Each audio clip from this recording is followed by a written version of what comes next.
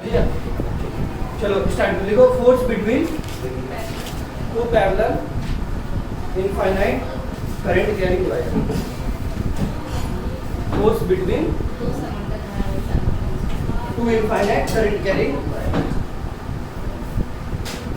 अच्छा,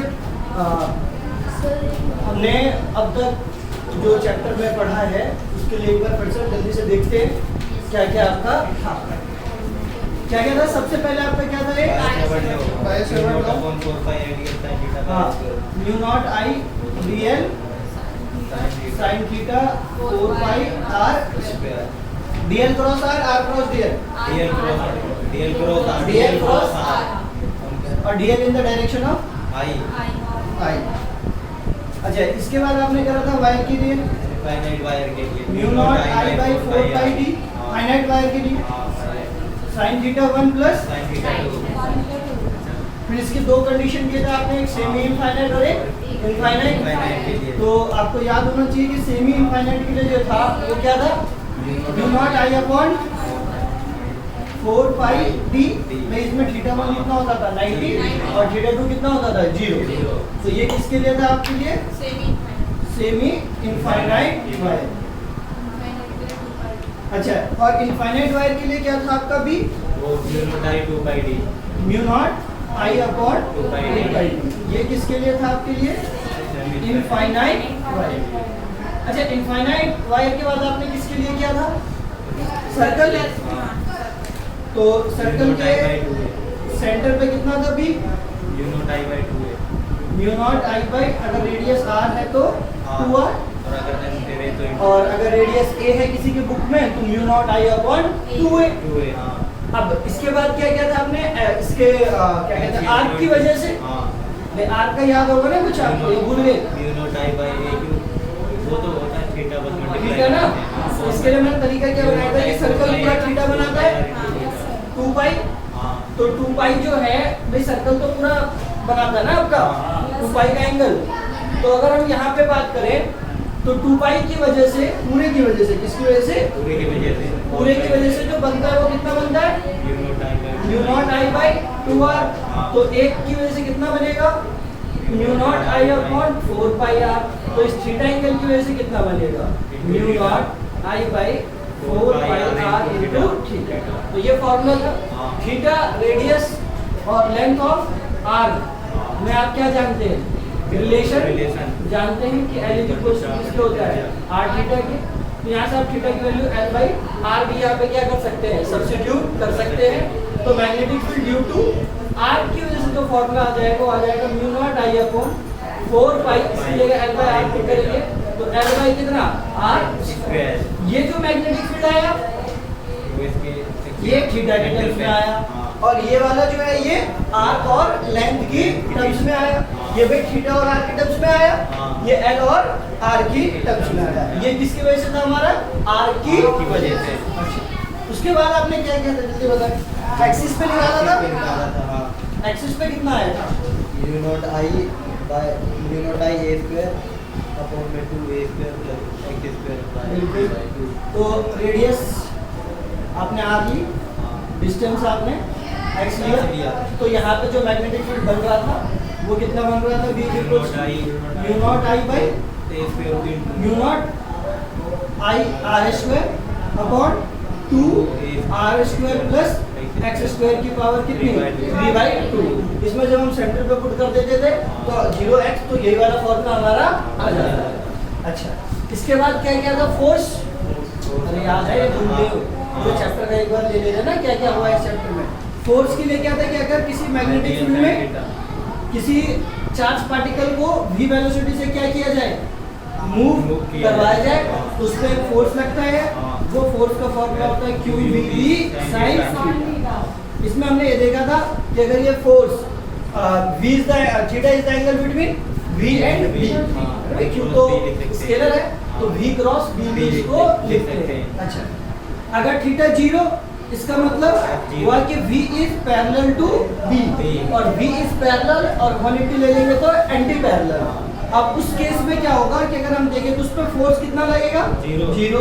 Q charge पे v velocity से मैग्नेटिक फील्ड के डायरेक्शन में अगर मूव हो रहा है तो फोर्स कितना लगेगा? जीरो।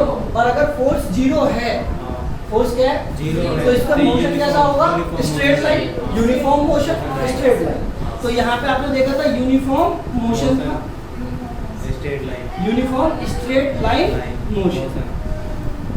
अच्छा सर, ये भी बात समझ में आ गई।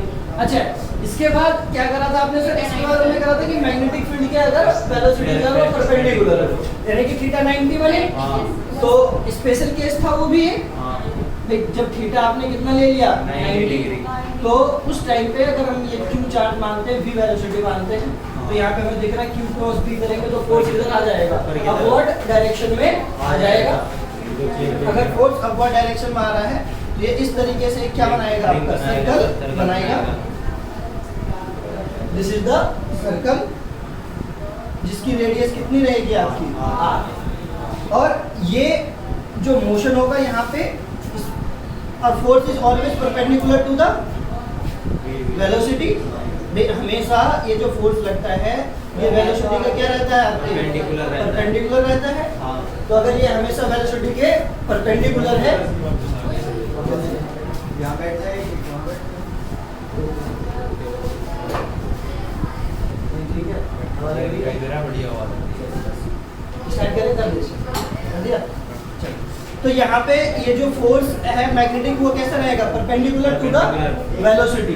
तो जब वेलोसिटी का फोर्स परपेंडिकुलर होता है तो मोशन जो होता है वो कैसा होता है? Uniform circular motion. तो आपने जो देखा था कि ये मैग्नेटिक फील्ड में जो मैग्नेटिक फील्ड में जो चार्ज पार्टिकल है वो कैसा मोशन करेगा? आपका यूनिफॉर्म सर्कुलर मोशन। अच्छा, एक चैप्टर का ओवरऑल रिवीजन ले रहे हैं। तो यूनिफॉर्म सर्कुलर मोशन। अच्छा, इसमें आपने रेडियस का फॉर्मूला देखा, रेडियस का फॉर्मूला आपने देखा था mv/qb। ये सब मुझे बताने की जरूरत नहीं, आपको पता है कि mv² बराबर qvb के बराबर हो गया था, तो वहां से आया था। फिर एक टाइम पीरियड आया था, टाइम पीरियड का फॉर्मूला कोई बताएगा? 2/m/qb। ये साफ साफ दिख रहा था कि v और r से इंडिपेंडेंट था। फिर हमने क्या निकाली थी? इसकी फ्रीक्वेंसी भी निकाली थी। जस्ट टाइम पीरियड का उल्टा हो गया तो कितना हो जाएगा? qb/2πm। यहाँ तक हमने किया था। फिर हमने एक देखा था कि अगर एक पर्टिकुलर कुछ एंगल पे हो जाए, एंगल कहने का मतलब है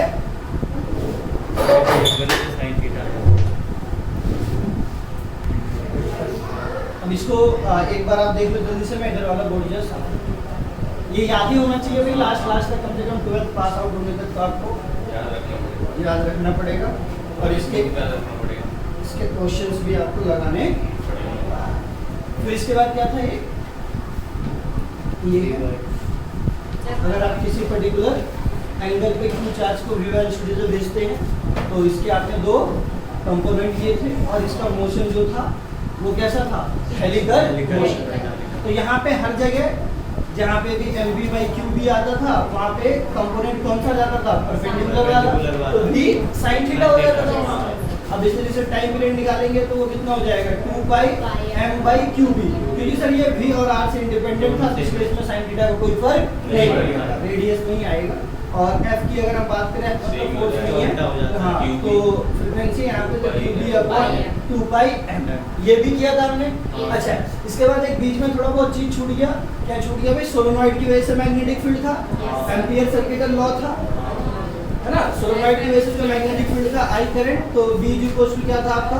μ0 ni। बहुत सुंदर बात कही आपने। और ऐसे ही नहीं कुछ नहीं, देख लेंगे अगर कट गया। अच्छा, इसके बाद टोरॉइड है, तो टोरॉइड के अंदर भी मैग्नेटिक फील्ड यही होता है, और इधर कितना होता है? Zero. Within the toroid μ0 ni, और आउटसाइड और inside the toroid is zero.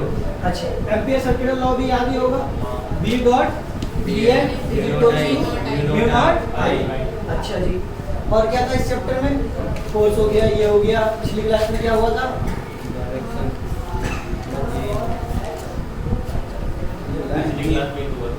ये पिछली क्लास में हुआ था। और आप आज की हेडिंग क्या डाली थी आपने कि force between two parallel infinite, मतलब टू इनफाइनाइट वायर। हेडिंग को डाली थी आपने स्टार्टिंग में।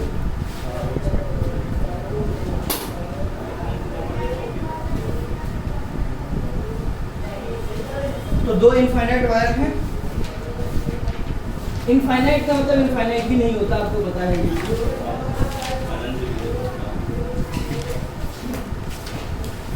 आपकी उंगली भी इनफाइनाइट वायर की तरह है, कर सकती है अगर उसकी लेंथ उसके जिस पॉइंट पे मैग्नेटिक फील्ड निकालना है उसके मुकाबले बहुत बड़ी है तो। ठीक है। ये अब इस वायर में आपने कितना करंट लिया अभी? I1, इसमें अच्छा, जरूरी नहीं है कि जो आप I1 और I2 लेंगे सेम डायरेक्शन में भी, अपोजिट डायरेक्शन में भी ले सकते हैं। एक में ऊपर जा रहा हो तो एक में नीचे जा रहा हो, ऐसे भी ले सकते हैं, कोई इशू नहीं। अच्छा, बट यहाँ पे हमें ये देखने को एक्सपेरिमेंटली मिलता है कि अगर हम दो वायर एक दूसरे के सामने रखते हैं और उनमें कितना करंट फ्लो करवाते हैं, I1 और I2, तो इन दोनों के बीच में एक फोर्स है। जबकि देखें आपने जो पिछला टॉपिक पढ़ा है कि अगर किसी भी करंट कैरिंग वायर को किसको मैग्नेटिक फील्ड में रख देंगे तो उस पर क्या लगेगा? एक फोर्स लगेगा। तो याद है कुछ? जो फोर्स था बिल गेट्स के नाम के आगे का बिल ले लेना और इनटू कितना कर देना है, theta is the angle between A and B। अच्छा, तो ये जबकि यहाँ पे मैग्नेटिक फील्ड तो था या नहीं था? और वायर कितने थे? एक सिंगल जो था वो आपका वायर है। लेकिन यहाँ पे अगर आप देखें तो एक वायर दूसरा वायर है, लेकिन यहाँ कोई मैग्नेटिक फील्ड नहीं है, फिर भी इनके बीच में फोर्स लगता है। लेकिन फंडामेंटली तो ये होगा कि अगर मैग्नेटिक फील्ड नहीं है तो फोर्स नहीं लगना चाहिए, है ना। बट अगर इनके बीच में फोर्स लग रहा है, दो पैरेलल वायर है, इनफाइनाइट है, तो इसका मतलब कहीं ना कहीं मैग्नेटिक फील्ड है ना जी। और मैग्नेटिक फील्ड है भी क्योंकि आप समझ सकते हैं कि अगर इस वायर में करंट फ्लो हो, सपोज इस वायर से कितने डिस्टेंस पे है? d डिस्टेंस पे। सपोज कितने डिस्टेंस पे है? d डिस्टेंस पे। तो हमें पता है कि कोई भी एक वायर अगर इनफाइनाइट वायर है और उसमें करंट कितना फ्लो हो रहा है I, तो वो अपने से d डिस्टेंस पे जो मैग्नेटिक फील्ड बनाएगा वो बनाएगा म्यू नॉट I और कितना 4 पाई d या 2 पाई d? 2 pi d। अगर सर सेमी इनफाइनाइट है तो 4 पाई d और इनफाइनाइट है तो 2 पाई d।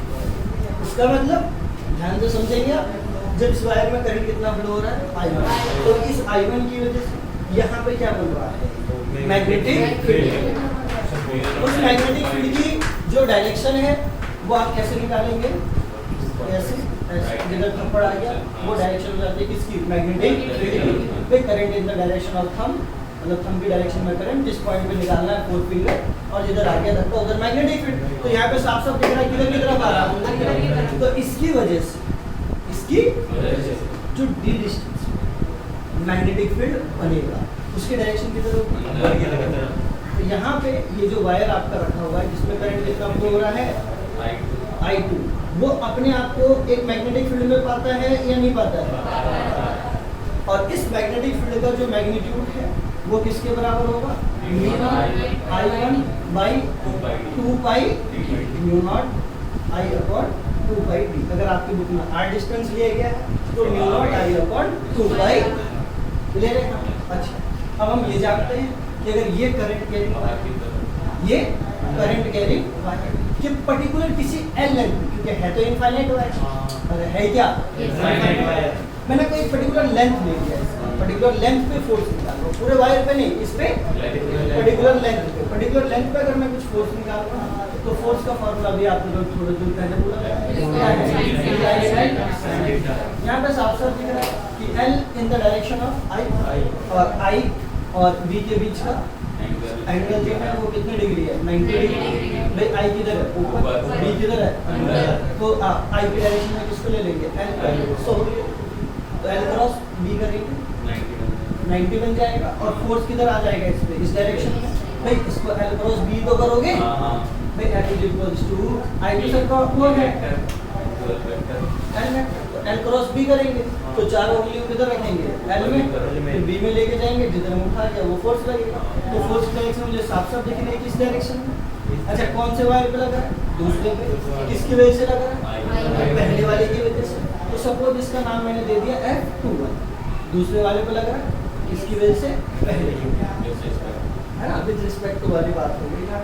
अच्छा, हम बोलेंगे then force on wire 2, force on wire 2 F is equals to BI sine theta. Theta तो यहाँ पे साफ साफ दिख रहा है कितना डिग्री का बनेगा, 90 डिग्री। अब ये B किसका, भाई अगर ये सपोज F21 लिखा तो यहाँ पे B किसने बनाया, इसने, तो यहाँ पे क्या डालेंगे B1। ये I किसका, भाई जो रखा होता है मैग्नेटिक फील्ड में उसी का ही तो I लेंगे, तो I कौन सा 2, और ये पर्टिकुलर लेंथ ले लिया मैंने इस वायर, एक पर्टिकुलर कोई क्या ले लिया मैंने लेंथ, और उस लेंथ पे मैं क्या निकाल रहा हूँ, फोर्स निकाल रहे हैं। B1 की वैल्यू बताएं, mu naught I1 upon 2 pi d into कितना I2 into this is the force on L length of wire second due to wire first and the direction is this towards the first. Clear है यहाँ तक? अच्छा, उसके बाद एक और चीज हम बताते हैं, ये वाली चीज तो आपने पहले से पढ़ रखी है, इसको मिटा दें। अच्छा, क्या पूछना था इसमें, एक चीज हम डिफाइन करते हैं कि force per unit length, force per unit length. तो फोर्स पर यूनिट लेंथ के लिए आप जानते हैं कि अगर L लेंथ पे तो एक लेंथ पे निकालना होगा तो उसको इससे क्या दे देंगे, डिवाइड दे देंगे। तो यहाँ पे ये जो F21 है कैपिटल में लिख देना है, divide by M is equals to किसके बचेगा, mu naught I1 I2 by कितना 2 pi d। This is the force per unit length और this is suppose small f1 mu naught I1 I2 by कितना, और direction is towards the second first, है ना, direction is towards the या north south करके दिया। अच्छा, तो ये तो इस वाले वायर पे फोर्स है, ये किस पे आया, इस वाले, लेकिन क्या इस पे भी फोर्स लगेगा या नहीं लगेगा, लगेगा सर, बिल्कुल लगेगा। इस पे क्यों नहीं लगेगा, आप मेरे को ये बताएं कि जब इसमें करंट फ्लो हो रहा है कितना फ्लो हो रहा है इसमें I2, तो क्या इस I2 की वजह से भी तो यहाँ पे मैग्नेटिक फील्ड बनेगा, जब इस I1 ने यहाँ पे मैग्नेटिक फील्ड बना अपने चारों तरफ बनाया बेसिकली, तो ये भी अपने चारों तरफ बनाएगा, लेकिन खुद की वजह से खुद पे फोर्स नहीं लगता, खुद की वजह से दूसरे पे लगेगा, तो ये यहाँ पे मैग्नेटिक फील्ड बनाएगा। और इसकी डायरेक्शन क्या होगी, बाहर की तरफ, आई की डायरेक्शन में ऐसे करेंगे फॉरवर्ड, तो डायरेक्शन जो है वो बाहर की तरफ आएगी आपकी। तो जब बाहर की तरफ आएगी तो ये जो वायर है ये अपने आप को एक मैग्नेटिक फील्ड में पाएगा, और वो मैग्नेटिक फील्ड किधर होगा, आउटसाइड या नहीं होगा, आउटसाइड द, यहाँ पे ही अपने आप को महसूस करेगा कि किधर की तरफ है, बाहर की। बात यहाँ तक आ गई लोग। अब इस B को क्या बोलूँ, B1 या B2, B1 या B2 क्योंकि मैग्नेटिक फील्ड तो इस करंट की वजह से बन रहा है, तो उस B2 को क्या नाम दूंगा बताओ, म्यू नॉट I इसका या इसका, इसकी वजह से बन रहा है, इसको I2 अपॉन कितना 2 पाई, बोलो ये वाली बात समझना। अच्छा, बिल्कुल। तो अब इस पे हमें फोर्स निकालना है, अब हम जानते हैं कि force on wire 1, then force on wire 1, suppose this is the wire 1, तो वायर 1 को फोर्स निकालेंगे तो F इक्वल टू कितना हो जाएगा, अब बोले जल्दी सर, BIL साइन थीटा, या नहीं होगा सर, और इसका नाम क्या दे देंगे सर, 1, तो पहले पे लग रहा है किसकी वजह से, दूसरे की वजह से, F1। अच्छा, ये सर क्या सर, BIL साइन 90 है ना, साइन 90। अच्छा सर, B कौन सा, B1 वाला या 2 वाला, I कौन सा सर, 1 वाला, ये रखा होगा, और लेंथ इसकी भी पर्टिकुलर कितनी ले ली मैंने।